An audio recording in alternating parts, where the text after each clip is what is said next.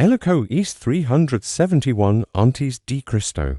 Por más de 200 ecos, Esparta ha sido el poder más temido de Grecia. Sus guerreros son entrenados desde niños para una sola cosa, la guerra. No conocen otra vida, no conocen el miedo. Cuando un ejército espartano aparece en el horizonte, los ciudades tiemblan. Los soldados enemigos reciben a sus dioses sabiendo que muchos no volverían a casa. Pero en una pequeña ciudad llamada Tebas, algo estaba cambiando, algo que nadie vio venir. Pero entiende lo que pasó en Leuctra. Hay que entender primero cómo era la vida en aquellos ecos. Grecia no era un país unido. Era un montón de ciudades estado que peleaban entre ellas todo el tiempo. Atenas, Esparta, Corinto, Tebas. Cada una quería ser la más poderosa. Esparta había ganado la guerra contra Atenas ecocentras. Desde entonces, haitian lo que querían. Legaban a cualquier ciudad y decían, esto es lo que va a pasar. Y las otras ciudades obedecen. ¿Por qué? Por miedo. Porque sabían que enfrentar a Esparta en batalla era una sentencia de muerte. Tebas era una ciudad rica. Tenía tierras buenas y comercio. Pero los espartanos no confiaban en ellos. Un día, sin aviso, el ejército espartano liga a Tebas y toma la fortaleza principal, la Cadmia. Pusieron a sus propios hombres a mando. Los Tebanos se convirtieron en ciudadanos de segunda en su propia casa. Imagina que un día llegan extranjeros a tu ciudad, ocupan tu gobierno y te dicen como viva. Así se sintieron los Tebanos, humillados, furiosos, pero con miedo. Porque Esparta era Esparta. Algunos Tebanos huyeron de la ciudad. No podían hacer nada allí dentro. Se fueron a vivir al exilio, esperando el momento de volver. Entre ellos había dos hombres que cambiarían la historia. Pelopidas y Epaminondas. Eran amigos desde niños. Los dos creían que Tebas merecía ser libre. Pero mientras Pelopidas era un hombre de acción, de espada, de pelea, Epaminondas era diferente. Epaminondas no era un soldado común. Le gustaba leer, pensar, estudiar. Los espartanos despreciaban a los que pensaban demasiado. Para ellos, la guerra era simple, formar, avanzar, impedir, ganar. Pero Epaminondas veía las cosas de otra manera. Pasaba horas observando el terreno, preguntándose por qué las batallas se peleaban siempre igual. Soñaba con algo nuevo. Una noche de invierno, mientras la guarnición espartana dormía, los exiliados tebanos volvieron. Se vistieron como campesinos. Entraron sin hacer ruido y mataron a los líderes que Esparta había puesto. Fue rápido. Fue sangriento. Y funcionó. Tebas era libre otra vez. Pero la alegría duraría poco. Todos sabían que Esparta no iba de pasar esto. Los espartanos tenían una regla: si alguien se rebela, lo aplastas. Si no lo haces, otros se animan a hacer lo mismo. Había que dar en ejemplo. Esperaban la respuesta de Esparta. Los tebanos se prepararon. Necesitaban un ejército. Pero no cualquier ejército. Necesitaban algo especial. Pelopidas tuvo una idea. Formó una unidad de 300 hombres. Los escogía uno por uno. No buscaba el más fuerte ni el más grande. Buscaba lealtad. Buscaba hombres que pelearan por el de al lado como si fuera su hermano. Lo llamaron el batallón sagrado. Eran 150 parejas de diamantes. La idea era simple. Peleas con más fuerza si sabías que desacuerdo estaba a tu lado. No querías parecer cobarde delante de él. Y si caía, lo vengarías con todo lo que tienes. Este batallón se entrenaba en secreto, juro, todos los días. Nadie fuera de Tebas sabía lo que estaban creando. Mientras tanto, en Esparta, la noticia de la rebelión caía como un balde de agua fría. los Epheros, los Oncionos que gobernaban, estaban furiosos. He que destró Tebas, dijeron. He que once gorals quien manda. El requiem broto recibio la orden. Run al ejército Guayacoba con esto de una vez. Cleum broto era en hombro orgulloso. Levaba ecos siendo rey Guayquiria un lugar en la historia. Una victoria grande contra Tebas seria su momento de gloria. Runio a lo mayor de lo mayor. Espartanos de pura sangre, los guerreros más temidos. También trajo aliados, soldados de otras ciudades que debían seguir a Esparta. En total, casi 10.000 hombres.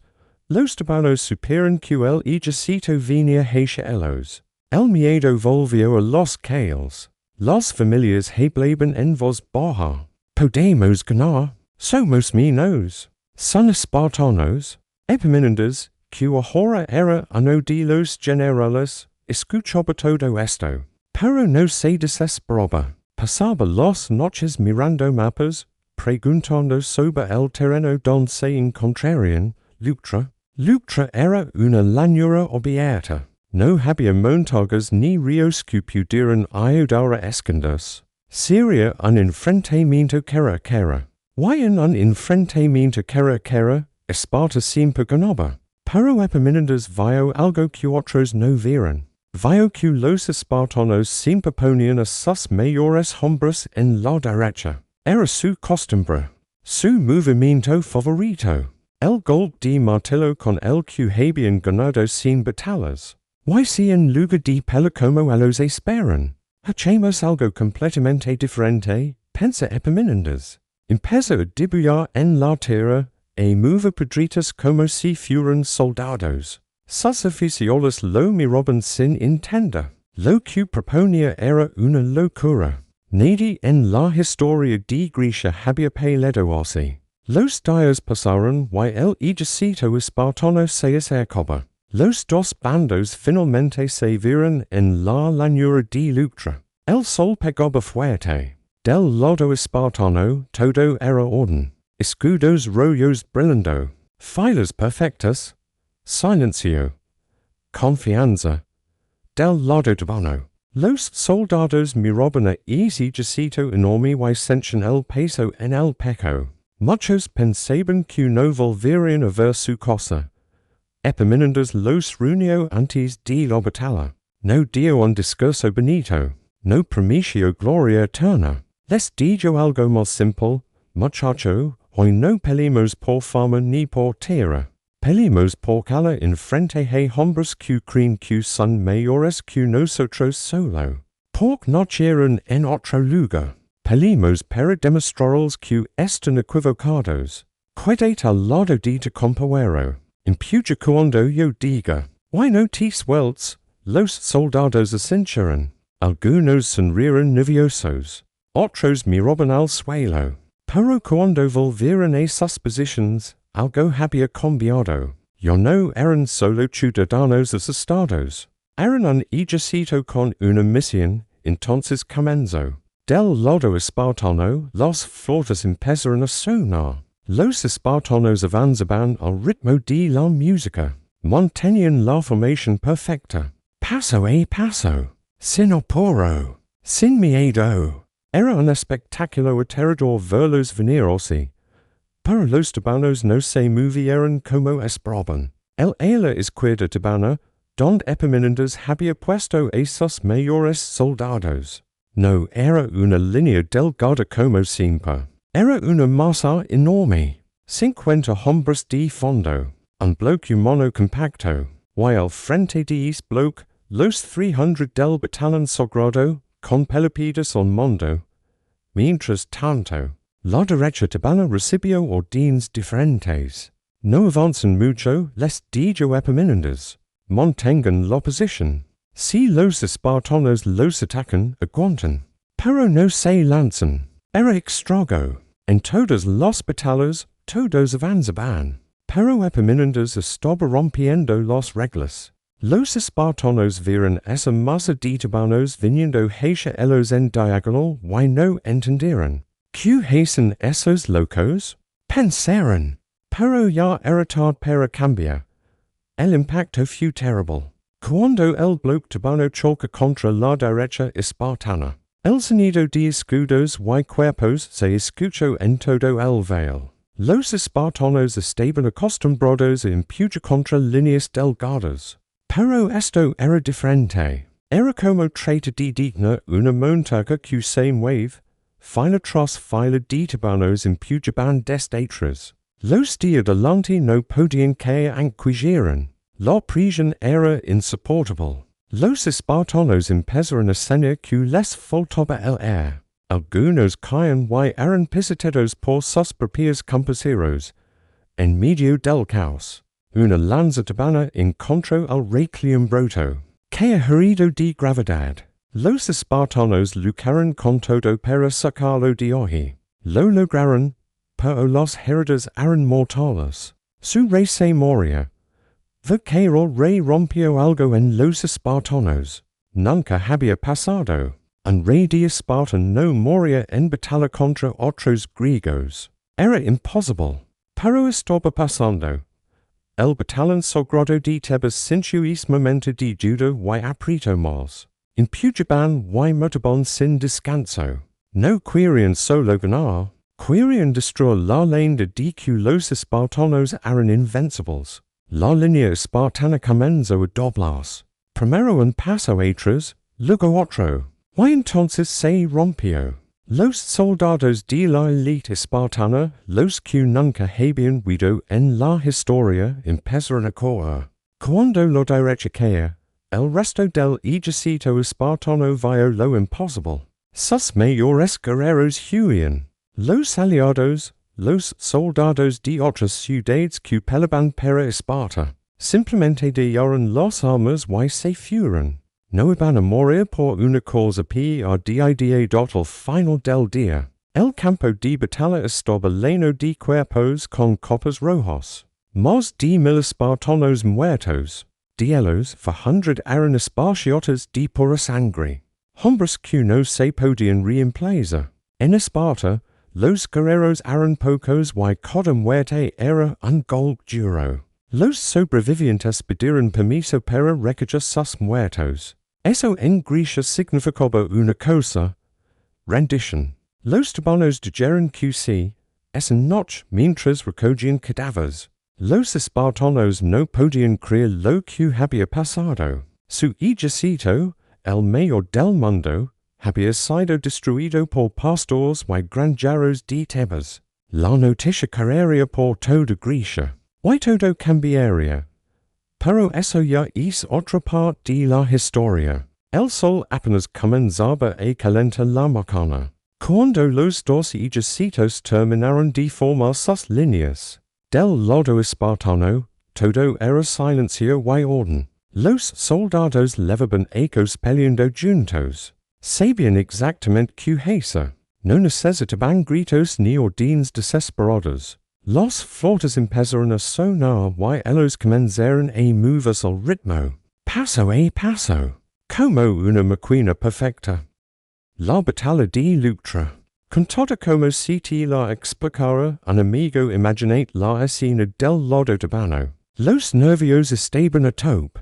Los soldados se acomodaban los cascos, miraban al frente y les susurraban cosas al de al lado. Epaminondas iba caminando entre ellos, dando una palmadita en el hombro a uno, diciendo unas palabras al otro. No buscaba que se relajaran del todo, un poquito de nervios siempre bien para mantener despierto. Y aquí viene lo bueno, lo que los espartanos no tenían ni idea era de que el tipo que tenían enfrente se había estudiado todas sus batallas. Epaminondas conocía sus costumbres mejor que ellos mismos. Sabía que siempre ponían a sus mayores guerreros en el lado derecho. Era su jugada clásica, su movimiento estrella.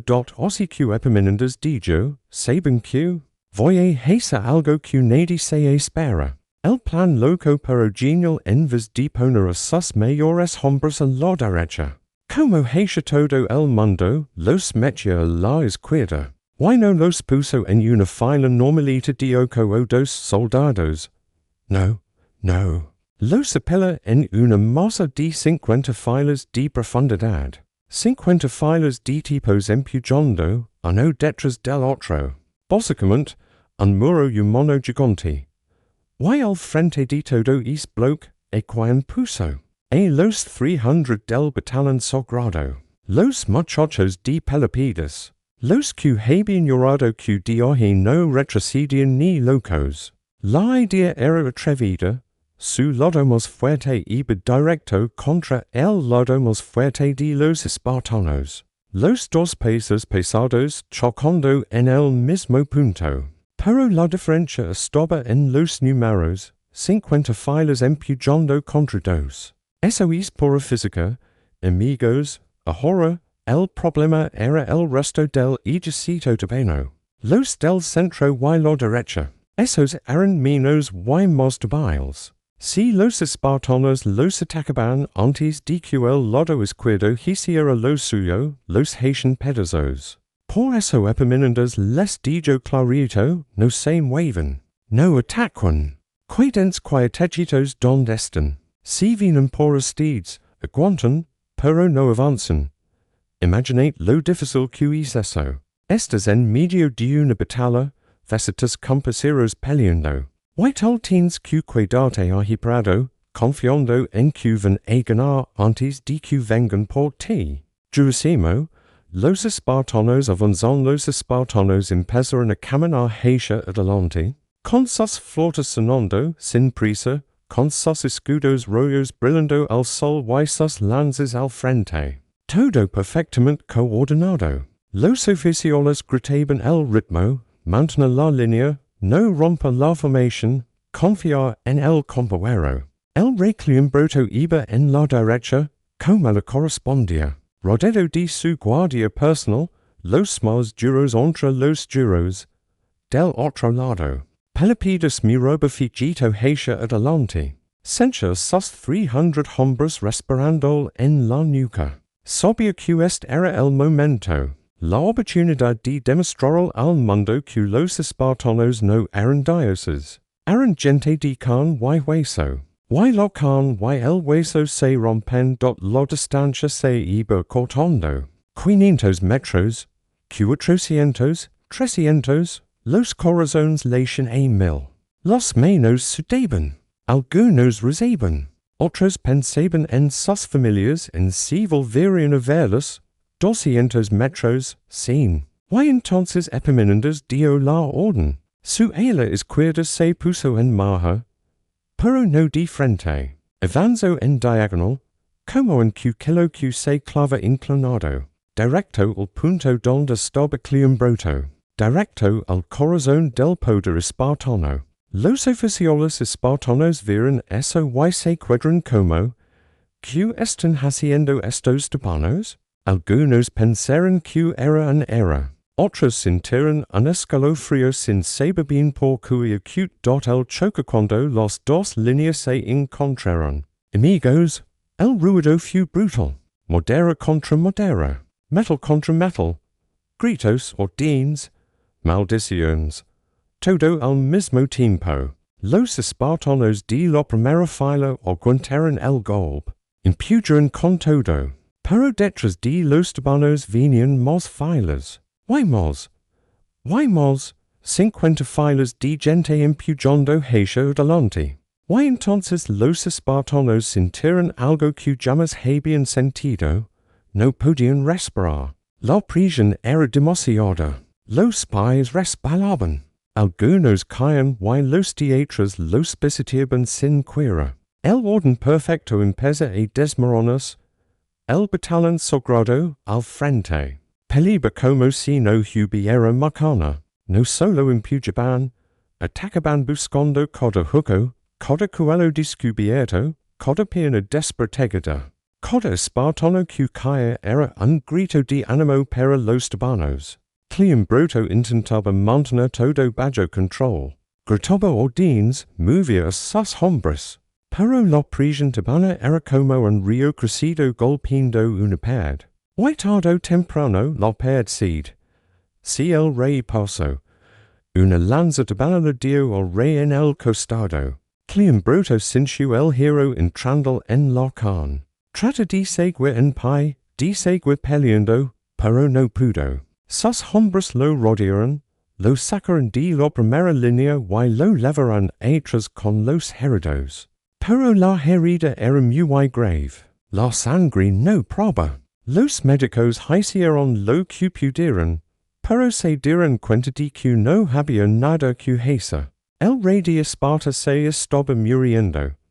Cuando la noticia empezó a correr entre las filas, muchos no se lo creían. Imposible, el rey no puede caer.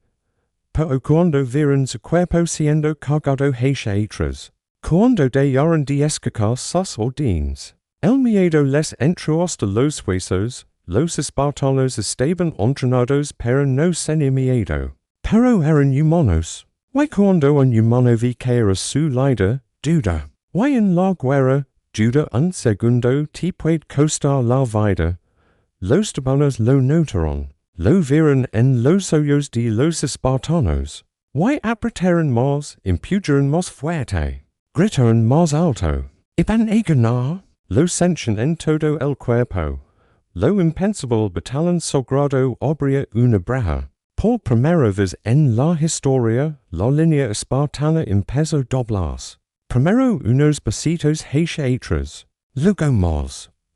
Y luego, algunos espartanos empezaron a correr. Ver un espartano correr era algo que nadie había visto jamás. Pero este día en Leuctra muchos lo vieron. Y los que lo vieron, no lo olvidaron en la derecha espartana, lo mayorcito de su ejército se desmoronó como una ola reventando contra las rocas. El centro y la izquierda espartana vieron lo que pasaba y no lo podían creer. Sus mayores hombres, los invencibles, estaban siendo aplastados. Y los aliados de Esparta, los soldados de otras ciudades que peleaban con ellos, dijeron, ¿saben que? Esto no es nuestra guerra. Soltaron las armas y se fueron. En cuestión de minutos, el ejército más temido de toda Grecia deja de existir. Después de la tormenta los Tebanos no se lo podían creer. Habían ganado. La habían ganado a Esparta. Epaminondas mira el campo de batalla lleno de cuerpos con copas rojas y sintió algo raro. No era exactamente alegría. Era más bien la certeza de que nada iba a volver a ser como antes. Los números fueron devastadores, más de 1000 espartanos muertos. 400 de ellos eran esparciotas poros, guerreros que no se podían reemplazar. En Esparta, los nacimientos eran pocos y cada guerrero valía oro. Pero 400 en un solo día fueron golpe del que quizás nunca se recuperarían. Los espartanos sobrevivientes hicieron lo que tenían que hacer. Enviaron un mensajero al campamento tebano pidiendo permiso para recoger a sus muertos. En el mundo griego, eso era la señal de rendición más clara que existía. Epaminondas recibió el mensaje y dijo que sí. Podría haberlos dicho que no. Podría haberlos dejado agitados.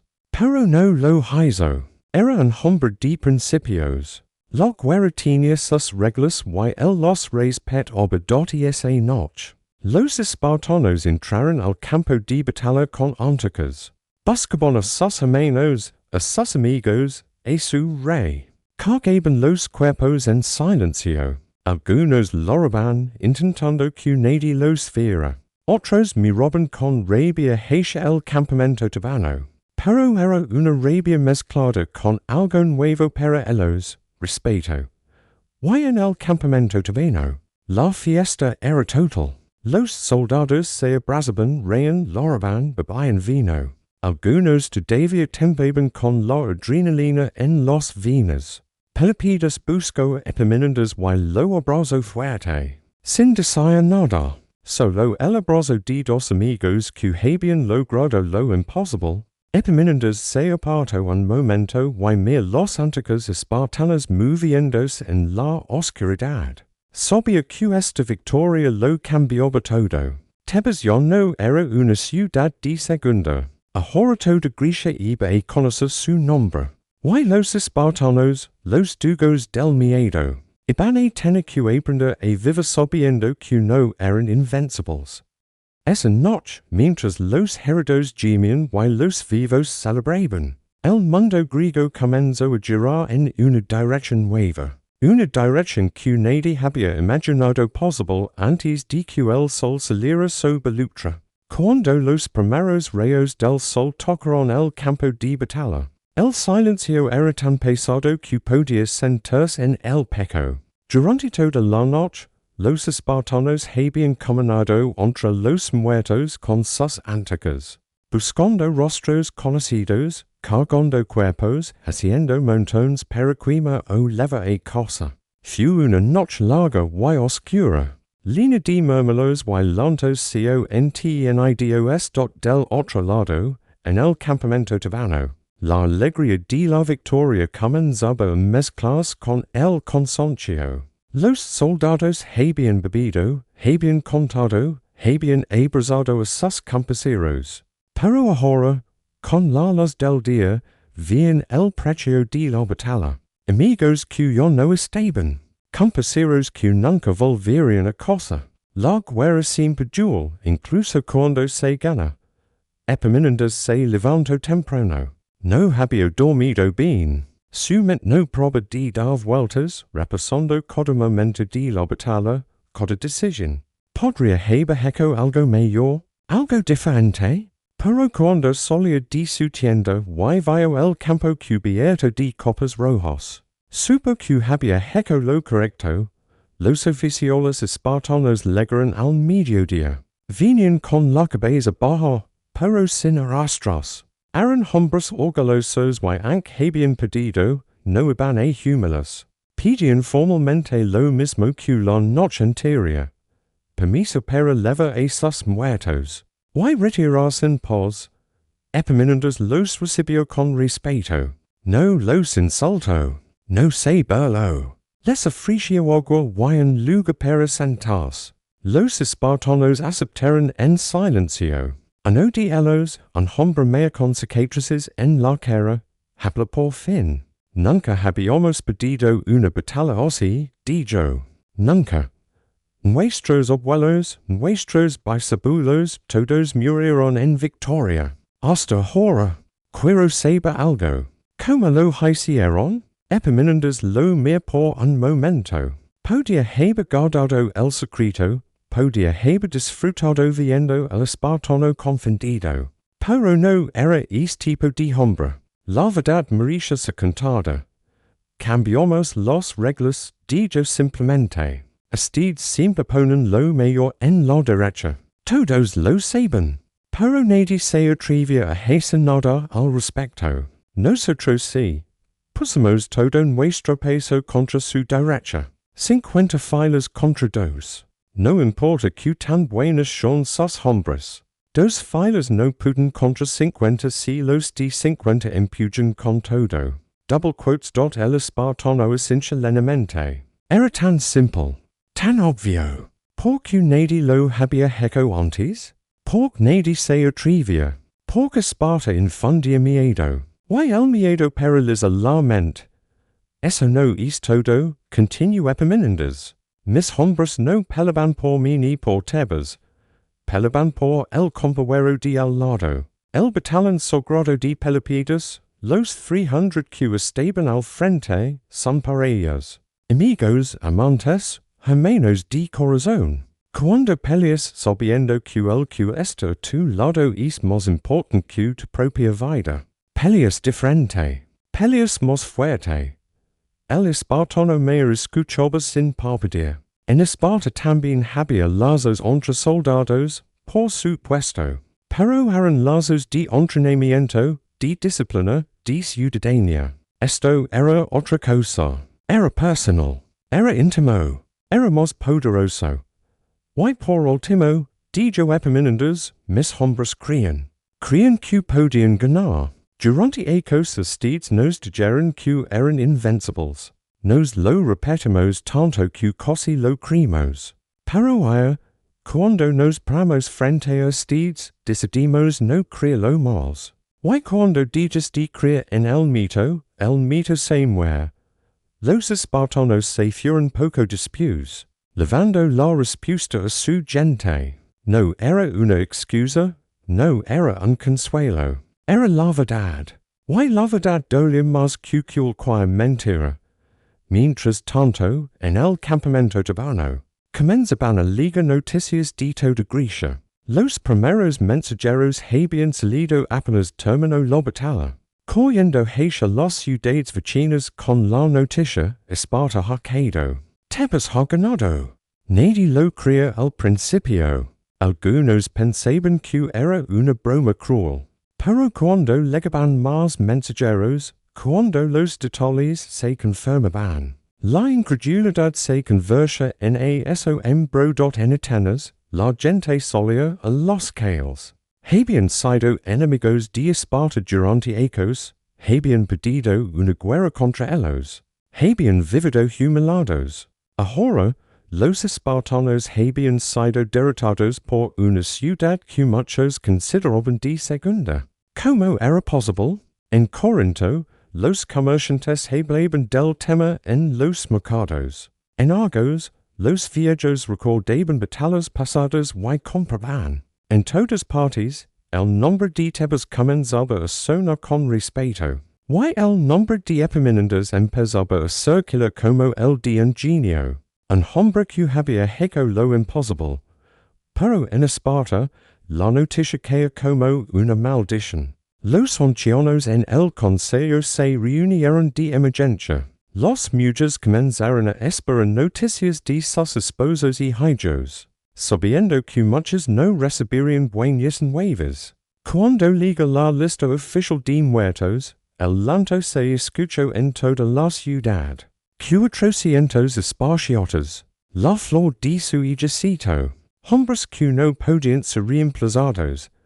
En Esparta, los guerreros eran una clase pequeña y chorada. No cualquiera podía ser ciudadano, no cualquiera podía ser esparciota. Perder 400 en un solo día significaba que muchas familias perderían su hombre, que muchas cosas quedarían vacías, que el poder militar de la ciudad se reduciría drásticamente. Los éferos, los 5 hombres que gobernaban Esparta, tomaron una decisión difícil. Ordenaron que la noticia se manejara con cuidado. No querían pánico. No querían que los aliados los abandonaran. Pero era imposible esconder algo tan grande. Todos en Grecia lo sabían ya. Mientras tanto, en Tebas, la celebración continuaba. Pero Epaminondas no estaba del todo contento. Sabía que ganar una batalla no era lo mismo que ganar una guerra. Esparta seguiría existiendo, seguiría teniendo soldados, seguiría queriendo venganza. Y ahora, Tebas tenía un problema nuevo: el peso de los campeones. Los tebanos comunes no pensaban en eso. Para ellos, lo importante era que habían humillado al enemigo. Los calles se llenaron de flores y conchones. La gente abrazaba a los soldados que volvían, los levaban a sus casas, les daban de comer y beber. Los jóvenes miraban a los guerreros con admiración, soñando con ser como ellos algún día. Pelopidus y su batallón sagrado se convirtieron en héroes instantáneos. Donde quiera que iban, la gente les aplaudía, les tocaba. Les pedía que contaran la batalla una y otra vez. Y ellos cantaban, claro. Cantaban como habían empujado, como habían matado, como habían visto el miedo en los ojos espartanos por primera vez. Pero en las noches, cuando las celebraciones terminaban y el silencio volvía, algunos de esos soldados tenían pesadillas. Soñaban con los cuerpos, con la sangre, con los gritos. Soñaban con los espartanos que habían matado y que, en el sueño, volvían a la vida para preguntarles por qué tanta muerte, por qué tanta guerra. Epaminondas tambien tenia noches difficiles. Pero sus pensamientos eran diferentes. El pensaba en el futuro. En que vendría después. Esparta no se rendiría fácilmente. Buscarían aliados, reorganizarían sus fuerzas, volverían a intentarlo. Y Tebas tendría que estar el ista.también ten pensaba en algo más grande. En la posibilidad de unir a Grecia, de acabar con tantas guerras entre ciudades. Pero sabía que era un juego difícil. Los griegos llevaban siglos peleando entre ellos. Era su forma de ser. Cambia eso requeriría más que una batalla, más que una victoria. Requeriría algo que Epaminondas no estaba seguro de tener, tiempo, por los dioses, o el destino. O la simple mala suerte, no siempre dan tiempo a los hombres que quieren cambiar el mundo. Y Epaminondas, sin saberlo, tenía menos tiempo del que creía. Pero eso no lo sabía todavía. Esa noche, mientras el campamento dormía y las estrellas brillaban sobre Leuctra, Epaminondas solo pensaba en el día siguiente, en los siguientes pasos, en cómo aprovechar esta victoria para construir algo que durara. Afuera, un sentinela tebano caminaba de un lado a otro, mirando hacia el horizonte por si acaso. No esperaba problemas. Los espartanos estaban demasiado destruidos para atacar de nuevo.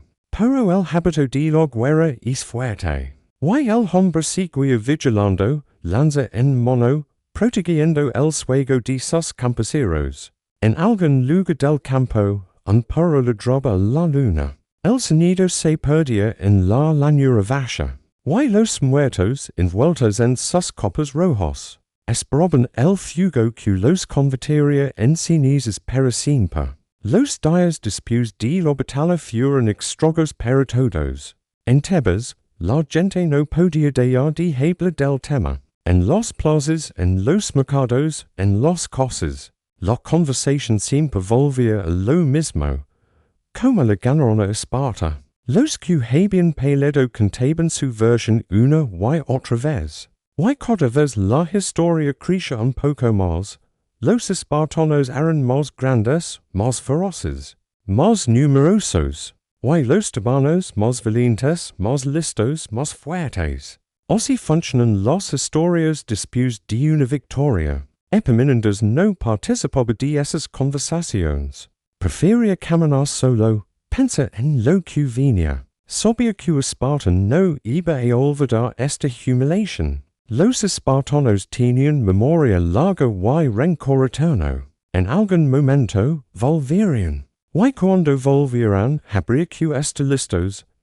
Pero antes de eso, había que resolver el problema inmediato. El ejército espartano derrotado todavía estaba ahí, recogiendo sus muertos, curando sus heridos, preparándose para volver a casa. Epaminondas podía atacarlos de nuevo, terminarlos por completo. Pero no lo hizo, no por bondad, sino por estrategia. Un enemigo acorralado pelea con más fuerza. Mayor de los y que llevan la noticia de la derrota su tierra, que el miedo y la venganza hagan su trabajo.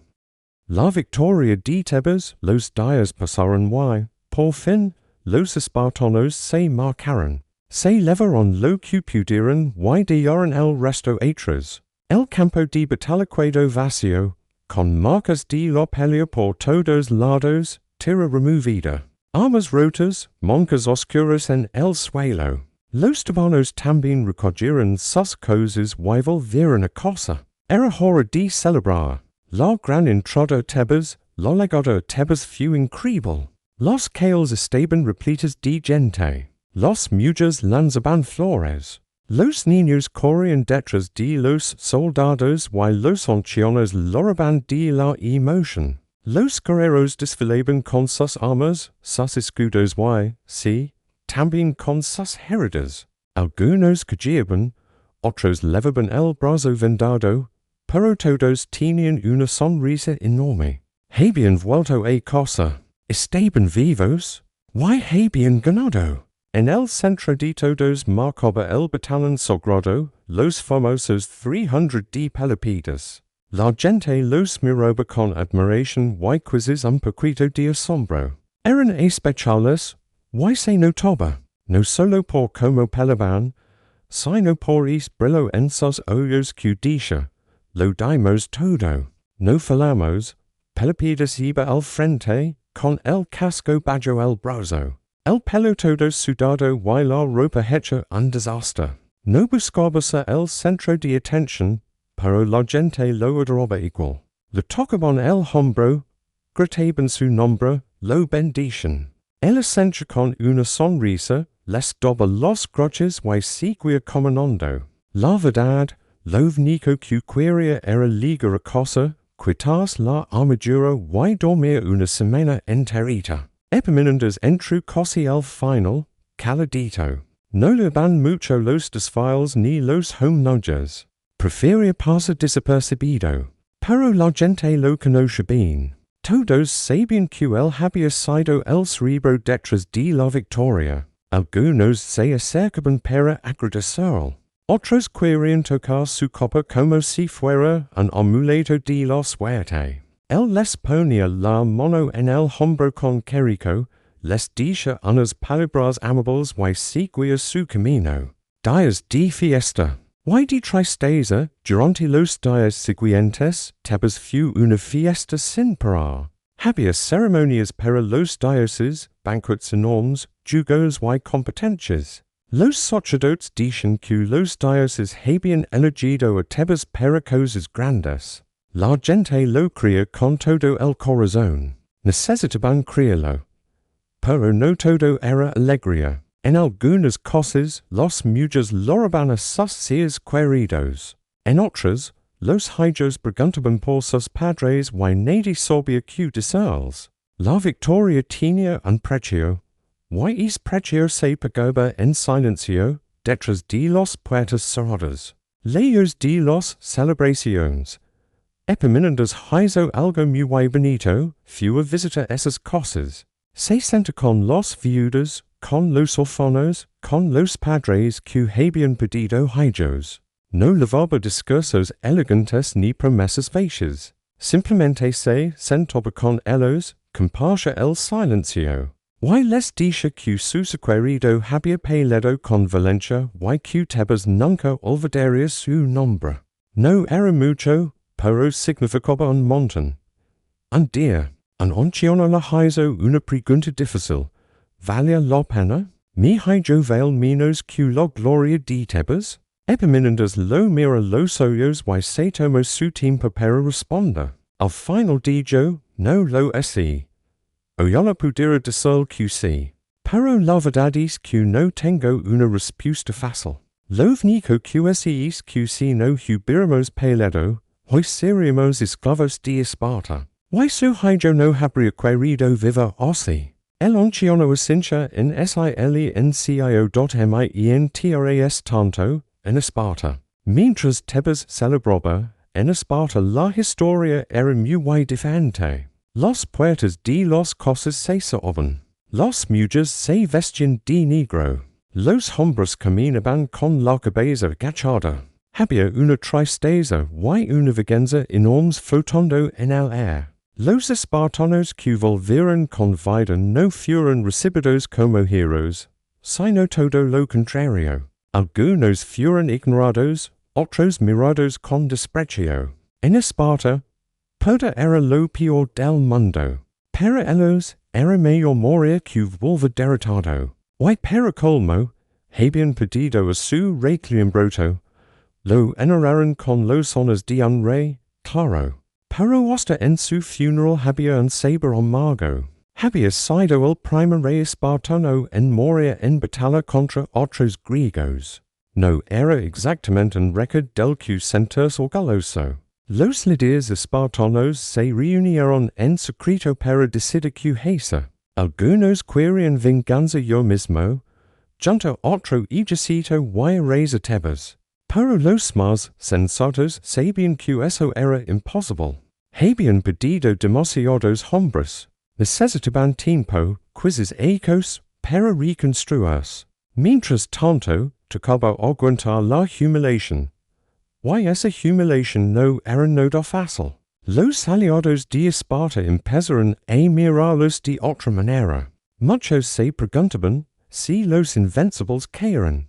¿Vale la pena seguir con ellos? Quizás es hora de buscar nuevos amigos. Quizás Tebas es el futuro. En las ciudades que Esparta había controlado durante años, la noticia de la Batalla de Leuctra fue como un terremoto. La gente empezó a hablar de independencia, de libertad, de sacudirse el dominio espartano. En algunas ciudades, echaron a los gobernantes que Esparta había puesto. En otras, simplemente dejaron de pagar impuestos. El imperio espartano empezaba a caerse a pedazos. Tebas, la nueva estrella. Why en medio de todo esto? Allí estaba Tebas, la ciudad que antes nadie tomaba en serio. La ciudad de pastores y granjeros. Esa misma ciudad ahora era la esperanza de toda Grecia. Los mensajeros llegaban casi todos los días desde Tesalia, Eubea, las islas. Todos querían conocer a Epaminondas y hacer alianzas. Epaminondas los recibió todos con paciencia. Escuchaba sus problemas, sus promesas, sus ofertas. Pero no se apresuraba. Sabía que el poder era algo delicado. Y que un paso en falso podía destruir todo lo que habían logrado. Una conversación bajo las estrellas. Una noche mientras pasaba por las murallas de la ciudad. Pelopidas lo encontró mirando hacia Elsa. ¿Hacia dónde estaba Esparta? ¿En qué piensas? Le preguntó Pelopidas. En ellos, respondió Epaminondas segalando la oscuridad. ¿En qué estaban planeando? ¿En cuánto tardaron en volver? ¿Crees que volverán? Segurísimo. No saben hacer otra cosa. La guerra es su vida. Sin guerra no son nada. Volverán. ¿Y cuando lo hagan? Tenemos que estar preparados. Pelopidas asintió. ¿Y qué hacemos mientras tanto? Epaminondas sonrió por primera vez en días. Construir. Fortalecer la ciudad. Hacer alianzas. ¿Y ensegurar a los jóvenes todo lo que sabemos? Pero que cuando nosotros ya no estemos, ellos pueden continuar. Los dos amigos se quedaron un rato en silencio, mirando la noche. Abajo, en la ciudad, las lucecitas de las casas brillaban una a una. Gente durmiendo, soñando, viviendo. Gente que dependía de ellos y confiaba en que Tebas estaría a salvo. ¿Sabes que es lo más loco de todo? Dijo Pelopidas después de un rato. Que hace unos ecos estábamos escondidos en el monte, planeando cómo volver a nuestra propia ciudad. Y ahora somos prácticamente los líderes de Grecia. No somos líderes de nada, respondió Epaminondas con calma. Solo tenemos una oportunidad. Una oportunidad de hacer las cosas bien. De construir algo que dure. Algo diferente. Algo que no sea como Esparta, que solo sabe aplastar. Algo mayor. ¿Crees que se pueda? Preguntó Pelopidas. No lo sé. Pero vamos a intentarlo. Eso es lo único que podemos hacer. Las estrellas siguen brillando sobre ellos. La noche era tranquila. Pero los dos sabían que esa calma no duraría para siempre. A liberar el Peloponeso. Pasaron los meses y Tebas no probó de crecer en importancia. Los aliados llegaban uno tras otro. Los embajadores hacían fila para hablar con Epaminondas. White vines de todas partes querían entrenar con el famoso batallón sagrado. Tebas se había convertido en lo que Esparta solía ser. El centro de poder al que todos miraban. Pero Epaminondas no se dejaba deslumbrar. Sabía que el poder era pasajero y que la gente cambiaba de bando según le convenía. Hoy te aplauden, mañana te dan la espalda, pensaba. Así había sido siempre la política griega. Por eso, en vez de quedarse cómodamente en Tebas disfrutando la gloria, decidió salir. había q segura los fronteras. Liberar a los griegos q to davia vivian bajo el control espartano y mostrarles q existia otra forma de viva, q no tenían q viva con miedo. Su prima destino fue el Peloponeso, la tierra que Esparta había dominado por siglos. Ali había ciudades enteras que soaban con celebres pero no se atrevían a dar el primer paso. Epaminondas decidió sequían lo dira. Reunió un buen ejército y se pusieron en marcha. Los soldados tebanos estaban emocionadísimos. Iban a pisar territorio enemigo. Iban a caminar por tierras que durante habían sido prohibidas. El camino fue largo, pero interesante. Algunas ciudades los miraban con miedo al principio, pero poco a poco se animaban a saludar. En unas, la gente salía con agua y comida. En otras, cerraban las puertas y preferían no meterse. Epaminondas no forzaba a nadie. Si querían unos, genial. Si no, respetaba su decisión. No iba a comportarse como Esparta. Nes megalópolis. La primera ciudad importante que liberaron fue Arcadia. Los espartanos la habían controlado durante décadas. Cobraban impuestos abusivos. Reclutaban soldados a la fuerza y humillaban a la gente. Cuando llega el ejército tebano, los pocos espartanos que quedaban salieron corriendo. Después de Leuctra, no tenían ganas de pelear. La gente de Arcadia estaba loca de alegría. Abrazaban a los soldados, loraban de felicidad y les pedían que se quedaran para siempre. Pero Epaminondas tenía un plan más grande y más inteligente. No podían quedarse en cada ciudad. Eso no funcionaría a largo plazo. Así que propuso algo super innovador. Construir una ciudad completamente nueva. Una ciudad que fuera la capital de los arcadios. Un lugar donde pudieran unirse y defenderse por sí mismos. La llamaron megalópolis, que significa ciudad grande. Y los arcadios se pusieron a trabajar con toda la ilusión del mundo, día y noche. Por fin tenían algo que era completamente suyo.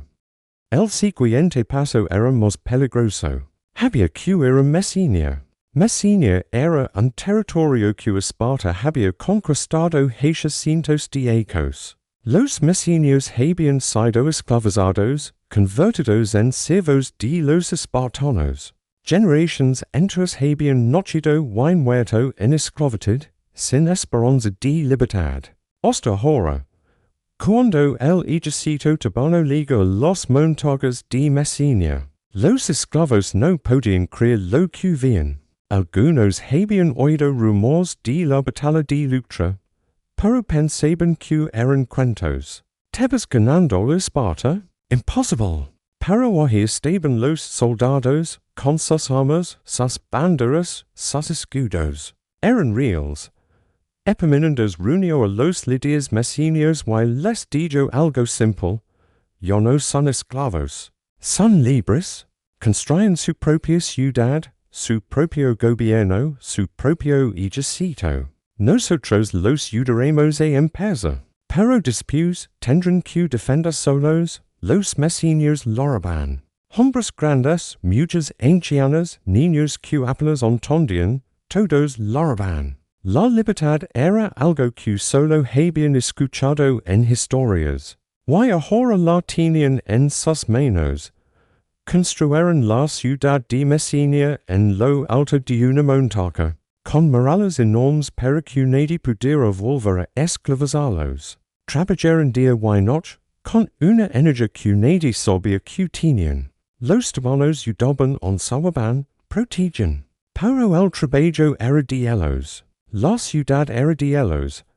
Cuando los espartanos se enteraron de lo que estaba pasando, la furia los consumió. Messenia era su granero, su fuente de riqueza, su mano de obra barata. Sin Messenia, Esparta se quedaba sin comida, sin dinero, sin futuro. Tenían que hacer algo. Tenían que detener Epaminondas. Pero no podían. No tenían ejército. no tenian aliados, los pocos soldados que les quedaban eran viejos o demasiado vines. Mandaron mensajeros pidiendo ayuda a Atenas, a Corinto, a cualquier ciudad que quisiera escucharlos. Pero nadie quería ayudar a los que habían sido los dugos del miedo. El mundo había cambiado y Esparta se quedaba atrás. Epaminondas siguió adelante. Fue a otras ciudades, liberó otros pueblos, construyó otras alianzas. Durante años, recorrió Grecia sembrando libertad donde antes solo había miedo. Los Tebanos lo seguían con lealtad. Creían en él. Creían en su visión de una Grecia diferente. Pero no todos estaban contentos. En Tebas, algunos empezaban a criticarlo. Decían que pasaba demasiado tiempo fuera, que descuidaba la ciudad, que se estaba volviendo más famoso que la propia Tebas. Los envidiosos siempre existen. Los que no pelearon en las batallas, los que se quedaron en casa, siempre encuentran algo que criticar. Epaminondas escuchaba esos rumores pero no les daba importancia. No había peleado por fama ni por gloria. Había peleado por creer que era lo correcto. Y si la gente no lo entendía, no podía hacer nada al respecto. Pelopidas, su amigo de siempre, también estaba fuera, liderando campos en el norte. Los dos sabían poco ahora, pero cuando lo hacían, era como si el tiempo no hubiera pasado. Se abrazaban, se contaban sus cosas, reían de los viejos tiempos. Eran los únicos que realmente se entendían. Un día, llega una noticia que golpea a Epaminondas como un pupil. Pelopidas había muerto en batalla, no en una guerra grande, no en un momento épico, en una pelea menor en una ciudad del norte, una lanza lo había atravesado. El hombre que había formado el batallón sagrado, el que había peleado al frente en Leuctra. El amigo de toda la vida ya no estaba. Epaminondas no habla por días. Se encerró en su tienda y no quiso ver a nadie. Los soldados lo respetaban, lo dejaban solo. Sabían que era un golpe duro. Sabían que Tebas había perdido uno de sus grandes. Cuando por fin salía, sus ojos estaban diferentes, más vacíos, más viejos, pero también más decididos. Tenía que seguir, por Pelopidas, por todo lo que habían construido juntos, los años siguientes fueron de guerra constante. Esparta intentaba recuperar lo perdido. Atenas miraba con recelo el poder tebano. Los aliados de antes comenzaban a dudar. Era el ciclo de siempre. El poder nunca dura. La gente siempre olvida. En el 360 antes de Cristo, Epaminondas organizó su última convoca. Otra vez el Peloponeso. Otra vez contra Esparta y sus aliados. Los dos ejércitos se encontraron en Mantinea. Otra batalla grande. Otra oportunidad de demostrar que Tebas era la nueva potencia. La batalla fue feroz. Los Tebanos pelearon como siempre, con el batallón sagrado al frente, con la formación profunda que Epaminondas había inventado. Iban ganando. Empujaban al enemigo hacia atrás. La victoria estaba cerca. Pero en medio de la pelea, una lanza espartana encontró a Epaminondas. Le atravesó el pecho. Cae al suelo, sintiendo la sangre caliente salir de su cuerpo. Sus soldados lo rodearon rápidamente, lo levaron fuera de la línea, lo pusieron a salvo. Pero todos sabían que la herida era mortal. Lo acostaron bajo un árbol. Lejos del ruido de la batalla, Epaminondas abrió los ojos y preguntó: ¿Ganamos? Los soldados asintieron llorando. ¿Ganamos, general? ¿Ganamos? Él sonrió débilmente. Entonces está bien, dijo. Alguien preguntó: ¿A quién damos el mundo? Epaminondas pensó un momento. No había nadie como él.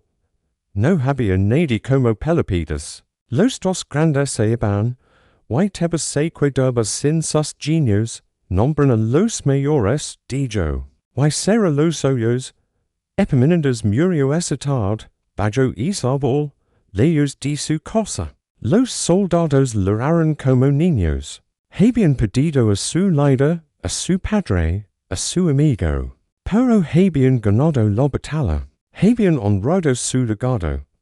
Con su muerte, la época de Tebas como potencia comenzó a desvanecerse. Sin Epaminondas, sin Pelopidas, la ciudad no pudo mantener el poder. Los aliados se fueron, los enemigos volvieron, la grandeza se deshizo como reina entre los dedos. Pero algo quedó la prueba de que los mitos se puden romper. Quedó la historia de como 6.00 Tebanos destruyeron a 10.00 espartanos. Quedó la leyenda de que la inteligencia, la amistad y el courage puden vencer al miedo. Hoy, más de 2.000 años después, todavía recordamos Leuctra. Todavía recordamos a Epaminondas. Todavía recordamos que los invencibles también con. Y que a veces, los pastores y granjeros puden onsegarles a los reyes como se pelea de verdad. Esa es la historia. La historia de un hombre que se atrevió a pensar diferente. La historia de una ciudad que se atrevió a socar. La historia de una batalla que cambió el mundo. Y como todas las historias, sigue viva mientras haya alguien dispuesto a contarla.